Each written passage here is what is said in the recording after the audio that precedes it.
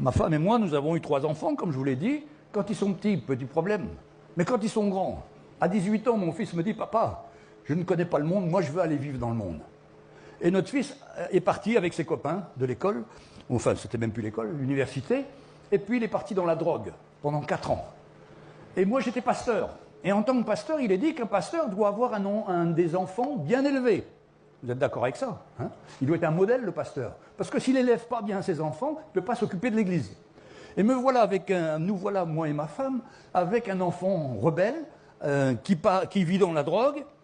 Et un soir, je descends dans la cave, je m'aperçois qu'il y a plein de Game Boy, il y a plein de vélos, il y a plein de petits ordinateurs portables, et tout ça. Et je dis à mon fils, mais qu'est-ce que c'est que tout ça? Oh, les copains, ils m'ont demandé de garder ça. Je savais que c'était qu'ils volaient. Pour acheter la drogue, ils volaient les choses. Et je me dis, mais je vais mettre mon fils à la porte. Et à ce moment-là, j'entends la voix du Seigneur, audiblement. Si tu mets ton fils à la porte, tu vas perdre ton fils. Supporte-le, aime-le, fais-moi confiance. Alors, tous les soirs, avec ma femme, tous les soirs, on attendait notre fils. Arrivé vers minuit, 1h du matin, on montait au premier étage de la chambre, et puis on voyait notre fils arriver en titubant. Puis on allait se coucher. Et puis on priait.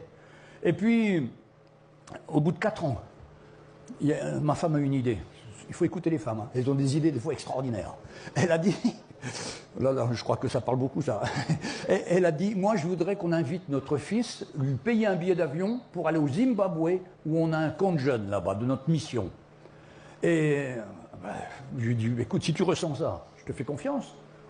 Demandons-lui. On demande à notre fils, oui, oh oui, je suis d'accord. En réalité, lui, il voulait aller voir ce qu'il fumait là-bas au Zimbabwe. Mais nous, on était les parents, on lui a mis sa Bible dans le truc, puis il est parti. Le premier jour, il arrive là-bas, il ne vient même pas aux réunions. Le deuxième jour, il était caché dans le fond. Et le troisième jour, il était au premier rang, là devant. Demandez pardon au Seigneur pour ce qu'il avait fait. Et il prend le téléphone, il dit, papa, il y a de la drogue cachée dans la maison. Papa, il y a de l'argent. Papa, j'ai plein de choses volées. Papa, maman, pardon pour tout ce que j'ai fait.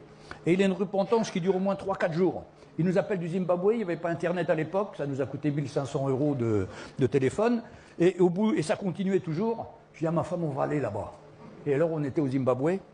Et puis, on était là pendant le camp. Puis, il y avait le pasteur Mickey qui était là. Et il vient nous voir. Il dit, papa, maman, je ne peux pas rentrer à Nanterre, là où nous habitons, parce que je faisais partie d'un gang. Et si je ne vends plus de la drogue avec eux, ils vont me tuer. Et là, il y avait le frère Mickey, qui est de l'île Maurice, qui a dit, qu'ils viennent habiter chez moi. Et c'est comme ça que notre fils est parti habiter à l'île Maurice. Et qu'il a été protégé, qu'il sert le Seigneur là-bas. Il est un instrument du Seigneur. Et quelle grâce. Mais je voudrais vous dire, quand un jour j'ai réuni tous les frères et sœurs d'église, j'aurais dit, écoutez, si je ne suis plus digne d'être pasteur, parce que mon fils a fait des bêtises et qu'il est mal élevé, je suis prêt à démissionner, trouver un autre pasteur pour me remplacer. Les frères et sœurs ont dit, non, on va prier pour toi.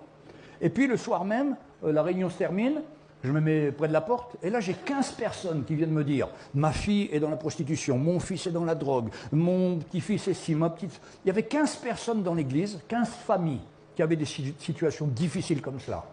Et on s'est mis à prier. Et en 16 ans, 14 des 15 enfants sont revenus au Seigneur. Il n'y en a qu'une qui est parvenue, elle est toujours en prison pour trafic de drogue. Mais on a vu la main du Seigneur. C'est pourquoi Dieu ramènera le cœur, il ramènera le cœur des pères à leurs enfants et le cœur des enfants à leurs pères. Mais voilà, ça commence par le père. Et je me suis toujours demandé, mais pourquoi moi c'est le père?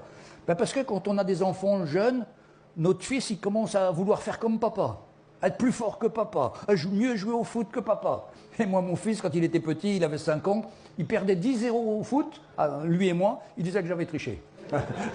Tellement il était dur. Mais le Seigneur a su le trouver par sa grâce. Et ça nous donne l'espoir à toutes nos familles, mes frères et sœurs, qu'on n'a plus nos enfants, ils sont partis dans le monde. Dieu a un plan pour les ramener.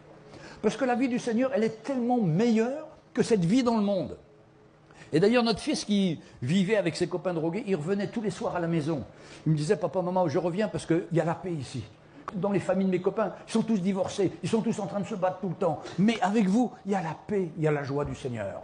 Et ça, les enfants, un jour, se rappelleront de ce qu'ils ont entendu quand ils étaient petits. C'est pourquoi la Bible nous dit, enseigne l'enfant dans les voies du Seigneur. Et quand il sera grand, il retrouvera cette voie du Seigneur. Quelle grâce, mes frères et sœurs.